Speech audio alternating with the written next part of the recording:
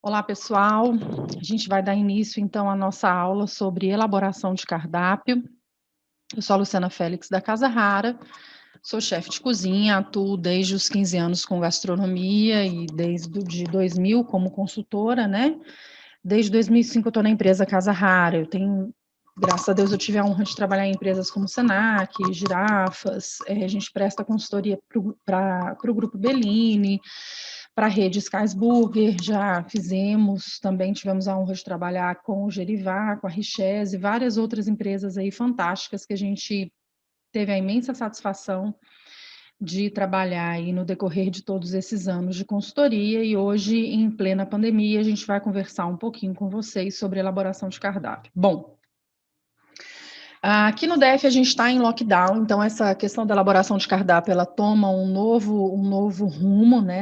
Ela cria uma dimensão maior, a importância da elaboração do cardápio cria uma dimensão ainda maior, porque a gente está falando necessariamente do cardápio via delivery. Quando a gente fala do cardápio no delivery, a gente está falando que a experiência, porque quando a gente está num restaurante, a gente tem a questão da ambientação, da cadeira, da mesa, do som e tal, a gente tem uma percepção para dar para esse cliente, né? Quando a gente tem só o delivery, toda essa venda é feita através da apresentação do cardápio. E aí, antes da gente falar da apresentação em si do cardápio, eu entendo que o planejamento estratégico desse estabelecimento já foi feito, e até um vídeo sobre planejamento estratégico está disponível aqui no nosso canal do YouTube. Eu te convido a ver, se você ainda não tiver visto, e tal, um vídeo que a gente fala um pouco sobre isso. A gente vai falar sobre definir o negócio, sobre definir o público, enfim. Porque essa aula não é especificamente sobre isso. Nessa aula a gente entende que isso, inclusive, já foi feito, ok? Então, aí a gente vai falar um pouquinho do início de tudo, que é esse planejamento estratégico.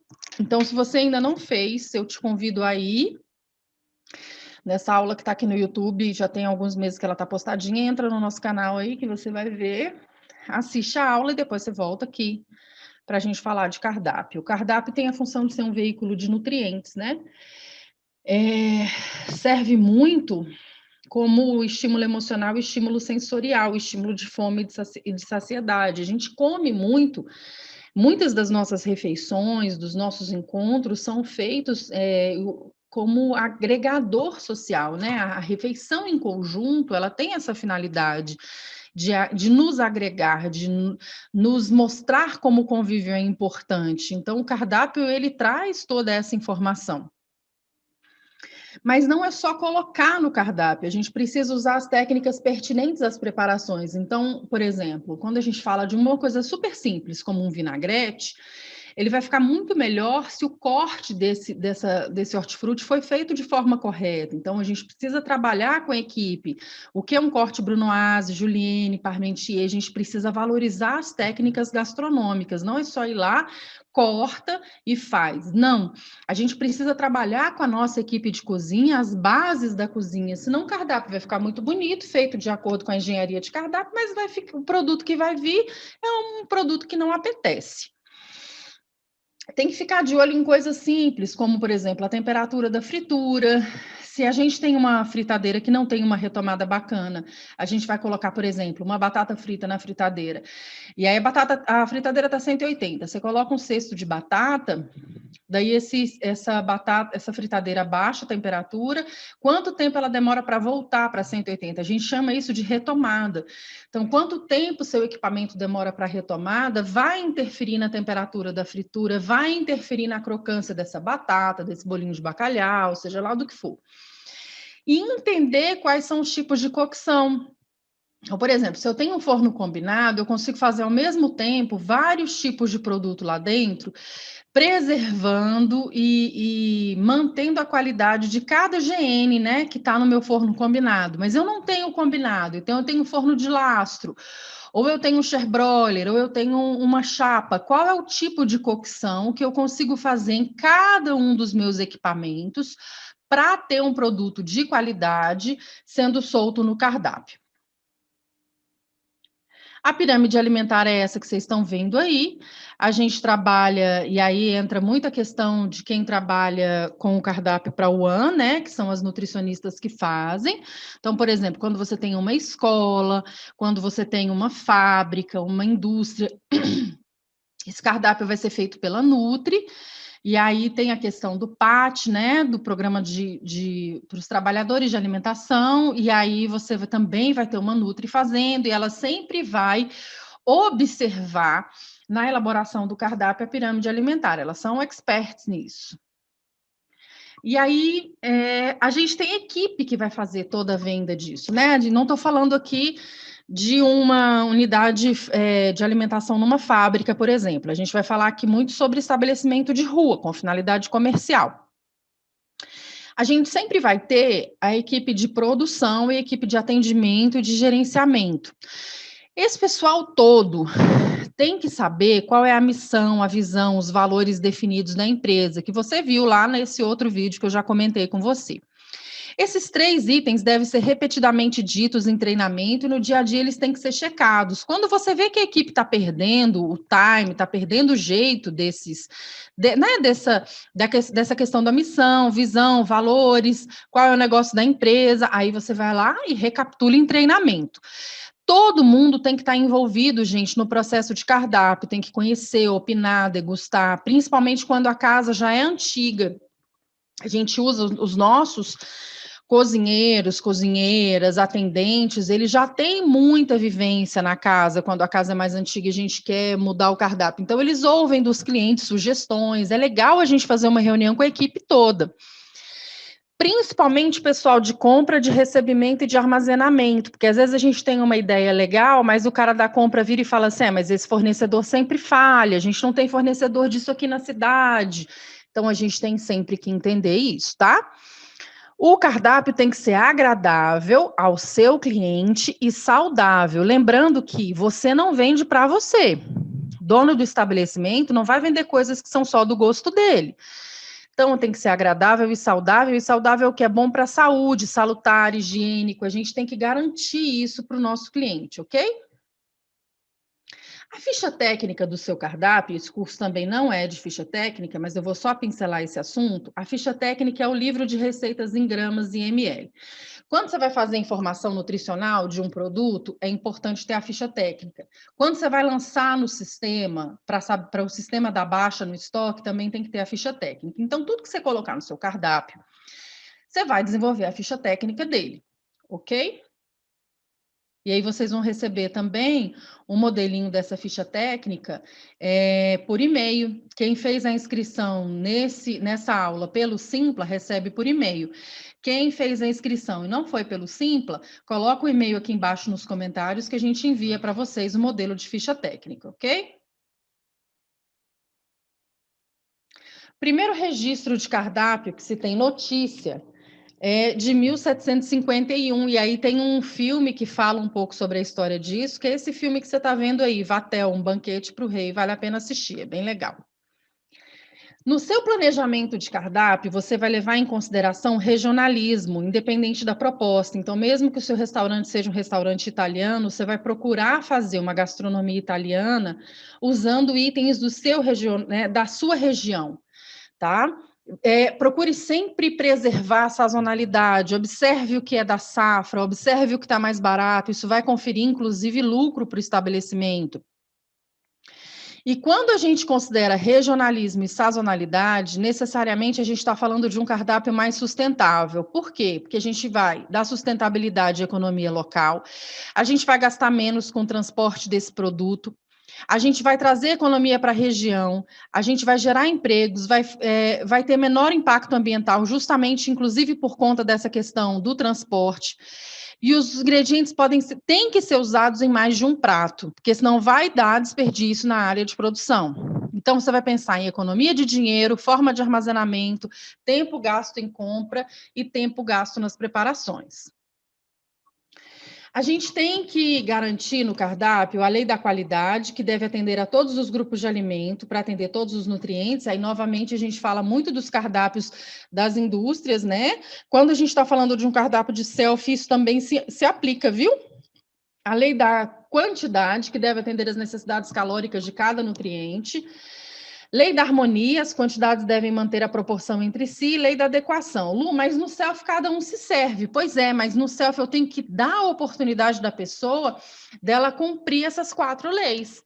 Eu não posso ter um selfie, não é bem-vindo, não é considerado até pelo cliente mesmo salutar, um selfie que não dá ao cliente a possibilidade de cumprir essas 4 leis. Porque o que é legal do selfie? O cliente consegue fazer o prato dele do jeito que ele quer. Mas é importante você observar se a gente está conseguindo cumprir essas 4 leis aqui do cardápio de planejamento. Quanto maior a variação de métodos de cocção, maior a riqueza de combinações em cores e texturas. Muito importante ter variação de cor e textura. Então, por exemplo, numa salada, você vai ter uma salada com molho, mas você vai ter um elemento de crocância, você vai ter variação de coloração. Você sempre vai verificar as possibilidades de fornecimento de matérias-primas, porque não adianta nada eu trabalhar com uma folhagem, por exemplo, eu vou trabalhar com radish, mas o radish que chega para mim sempre vem velho, porque vem de muito longe. A forma da gente planejar o cardápio sempre vai ser planejar, tá? A gente planeja primeiro o prato principal, depois a guarnição, os acompanhamentos, entrada, sobremesa e bebidas. E a gente vai fazendo o cardápio ter sentido. A ordem de serviço é outra, conforme você já sabe, que primeiro a gente serve a bebida, depois as entradas, o prato principal, a guarnição, o acompanhamento e a sobremesa. O cardápio escolhe os equipamentos numa inauguração. Primeiro a gente faz o cardápio, depois a gente faz as escolhas dos equipamentos. No restaurante que já está funcionando, a gente também precisa pensar se os equipamentos que a gente já tem na operação vão trazer para a gente uma preparação bem feita. Ou se a gente precisa comprar um novo equipamento para isso. E aí a gente tem diversas linhas de cocção, tipos de forno, chapa, broiler. A gente tem aí excelentes fornecedores de equipamentos, e aí vale a pena você dar uma olhada.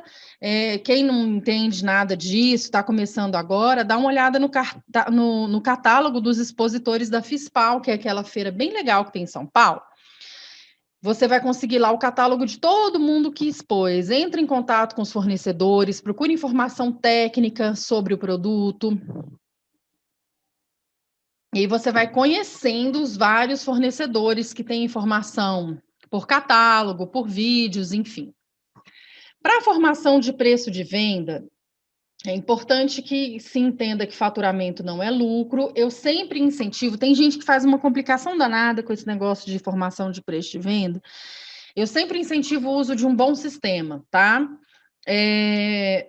O CMV, que é o custo de mercadoria vendida, deve ser uma rotina do empreendedor. Significa que ele tem que saber sempre, por exemplo, se eu estou vendendo filé com fritas, eu tenho que saber qual é o custo do meu filé com fritas e o custo de matéria-prima dele, só matéria-prima, não estou colocando nem gás, nem luz, nem energia, nem nada disso. Esse custo, quanto que representa do total de venda?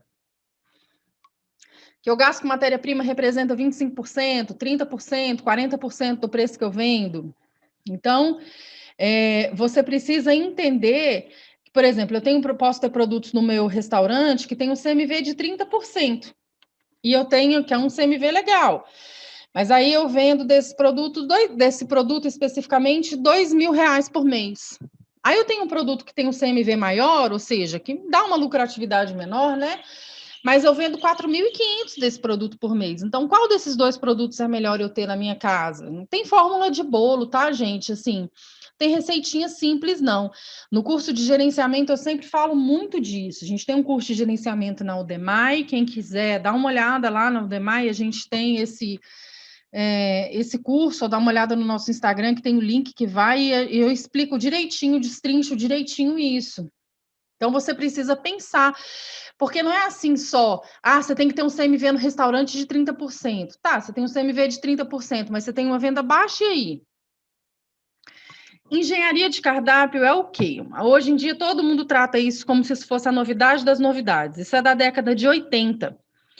E aí, é uma técnica de construção de menus que foi criada por um norte-americano, né, que é o Donald Smith, e ele percebeu que poderia induzir as pessoas a pedir mais de alguns pratos, né, na diagramação, na forma de fazer o cardápio. Então, a gente vai estudar isso um pouquinho agora. Ele usou 2 critérios para dividir os pratos em 4 categorias: margem de lucro, não com percentual, mas com valor em real. Então, assim, quanto mais lucro, mais atrativo para o empreendedor. Não é só, então a gente não utiliza aqui o CMV. Quanto mais lucro um produto dá, mais atrativo para o empreendedor. E volume de vendas, margem de lucro boa, mas aí o produto tem que ser o queridinho do público. E aí as técnicas de venda ajudam, né? Os treinamentos que a gente dá para a equipe ajudam muito. Quanto mais queridinho, mais popular, mais chances de ficar no cardápio. Vamos explicar isso melhor? A gente tem os produtos que são os produtos estrelas, que tem uma venda boa, né, e uma margem boa, ou seja, é fantástico vender esse produto. A gente também tem os burros de carga, que são os produtos que têm uma venda legal, mas tem uma margem baixa.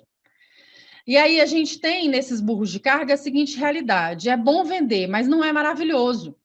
Mas a gente mantém ele no cardápio e vai aumentando de pouquinho em pouquinho a margem dele, porque ele tem uma boa venda, mas tem uma margem baixa. Então, se eu aumentar devagarzinho o preço dele, pode ser que ele fique uma estrela, né? Produto quebra-cabeça. Tem uma margem ok, mas ele tem uma venda baixa.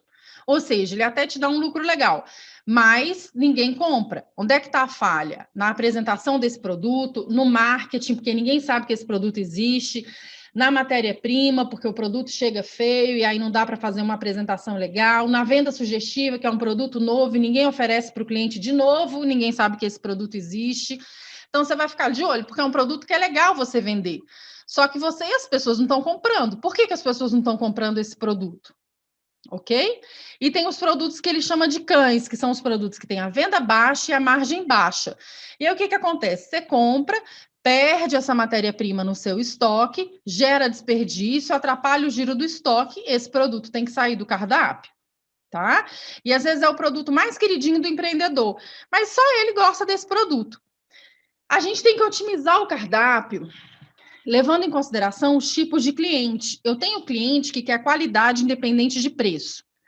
E tenho cliente que quer preço independente de qualidade. E aí você vai pensar o que o seu empreendimento vende. Cuidado para não entrar no leilão de quem tem a comida mais barata. Você vai ter que pesquisar, volto naquela aula que eu comentei no início, você vai ter que pesquisar o perfil do seu cliente. A gente tem a compra por desejo, que é a melhor compra. A gente só tem compra por desejo ou por necessidade. Quando você vende por necessidade, você atende o cliente que compra por necessidade, você está falando de preço. Quando a compra por desejo, aí você consegue trabalhar com valores intangíveis. 59% das pessoas sentem prazer inexplicável quando elas compram. 62% das pessoas já sabem como vão gastar o seu salário antes mesmo de receber. 59% das pessoas já ficaram no vermelho por comprar coisas que não precisavam. 59% das pessoas compram porque pensam que merecem, mesmo sem ter condição de comprar. 57% das pessoas ficam felizes com a compra, mas depois elas esquecem. Então, assim, isso é um levantamento básico do tipo de compra que é feito hoje em dia. Coloca seu produto aqui nesse tipo de, né, nesses percentuais todos levantados e me diz onde o seu produto se encaixa. Né, o seu produto é um produto que dá prazer quando as pessoas compram? É um produto que as pessoas compram porque, eu mereço comprar isso? Qual é o seu produto? Ou é um produto que as pessoas compram porque elas precisam comprar? A compra por necessidade, ela acontece sem um ato de prazer envolvido. É igual como comprar marmita, gasolina, papel higiênico. O cliente tem a tendência de comprar o mais barato. Então, por exemplo, quando você tem essas duas realidades distintas aí, ó, todo mundo aqui está vendendo comida pronta, está vendendo uma espécie de marmita. Esse aqui está vendendo arroz, feijão, carne, tomate, legume. Esse aqui está vendendo arroz integral, carninha fileteada, legume no vapor. Qual a diferença entre esses dois? Esse aqui custa 10, 12 reais. Esse aqui vai custar 15 reais. Aqui tem mais ou menos 600 gramas de comida, aqui tem 400 gramas de comida. Então, esse cara gasta menos, teoricamente, né? E esse cara aqui, ele vende uma comida numa gramatura menor, isso é uma realidade. E esse cara que vende mais comida, ele gasta mais com arroz, com feijão e tal. Mas Um vende marmita e outro vende refeição saudável. Essa que é a pegada, entende? É você oferecer valor num produto que é um produto comum, ordinário. E como criar um cardápio que vai despertar desejo? Tudo tem que despertar desejo. Desejo de ficar no ambiente porque ele é limpo, e aí a gente está falando das lojas pós-reabertura, porque ele é confortável, porque ele é aquecido, refrigerado, único, saudável, balanceado. O que me faz ficar aqui? Entendeu? Ah, Lu, eu quero vir para esse restaurante porque o cardápio é balanceado, é super saudável, é uma refeição leve. Não, eu quero ir porque ele é luxuoso, eu quero ir porque ele não é luxuoso, mas ele é muito confortável, parece quintal de casa de vó. O que é? A excelência é a chave do sucesso. Lá no seu planejamento, você entendeu o que você quer que o seu cliente sinta. E aí, tudo aqui vai colaborar para que isso aconteça perfeitamente. Excelência é a característica do que é excelente, em que a excelência, que possui um teor mais elevado, é diferente dos outros. Ou seja, barzinho tem um monte, mas barzinhos excelentes tem poucos. Churrasquinhos temos um monte, mas churrasquinhos excelentes temos poucos. É o grau máximo de bondade, de qualidade ou de perfeição. O cara fala assim, eu vou fazer um churrasquinho, mas eu vou fazer um melhor churrasquinho. Eu vou fazer uma cafeteria, mas eu vou fazer a melhor cafeteria. Essa é a característica do excelente, no mais alto grau. Né, acima de todos os outros. Não significa nem luxo, nem requinte. Significa limpeza, é observado a organização desde a entrada da loja, limpeza dos banheiros, limpeza de produção, limpeza de uniforme de funcionário.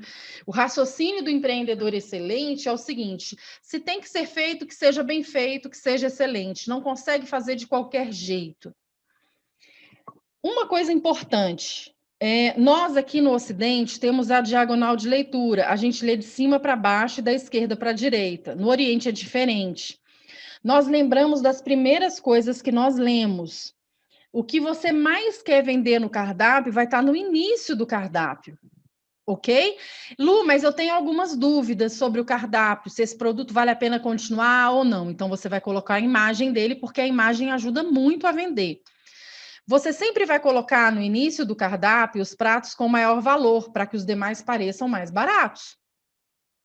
Você vai enaltecer as suas estrelas e os seus burros de carga, com uma pequena elevação de preço, conforme eu já disse lá atrás. A sugestão do chefe pode ser o quebra-cabeça. Aquele produto que tem uma boa margem, mas ninguém compra, e você pode colocar como sugestão do chefe para ver o que está acontecendo. E todos os produtos, preferencialmente, têm que ter foto. O cardápio enxuto, e aí eu quero chamar atenção sempre também para o delivery, porque o cardápio do delivery precisa ser enxuto, ele vai te trazer mais funcionalidade, menor desperdício, maior lucro, menos opções para o cliente, então fica mais fácil de escolher. Só que não é só você colocando lá, você vai sempre pensar nas estrelas, nos burros de carga e no quebra-cabeça, trabalhando com esses produtos da melhor forma. As cores corretas é o seguinte, minha loja é pequenininha, então eu sempre vou trabalhar com as cores claras. E os detalhes eu vou trabalhar nas cores certas. É importante estudar isso. Quais são as cores que meu público gosta? Lu, não sei. Ótimo, faz uma pesquisa de satisfação e pergunta. Onde meu cliente mais gosta de se sentar? Se você observar que é um cantinho assim, porque é mais aconchegante, ou é o cantinho assado, porque ele é mais iluminado, seu cliente está dizendo para você o seguinte: olha, todo mundo prefere sentar nessa mesa porque é mais iluminado, ilumine esse ambiente. Todo mundo prefere sentar nessa mesa porque é mais quietinha, mais sossegadinha, mais confortável, deixa as outras mesas também confortáveis. O que o cliente gosta de ter como decoração? E aí você vai avaliar o seu cliente. E sempre vai pensar nas regras da vigilância sanitária, principalmente quando a gente fala de decoração e de plantas dentro de loja. Os fornecedores. Mostrar os fornecedores do cardápio gera credibilidade. Então, assim, por exemplo, posso colocar no meu cardápio que meu presunto é da marca X. E colocando isso no meu cardápio, eu posso conseguir, por exemplo, que essa empresa banque 50% do custo do meu uniforme, aí a empresa de cerveja banca os outros 50%, tá?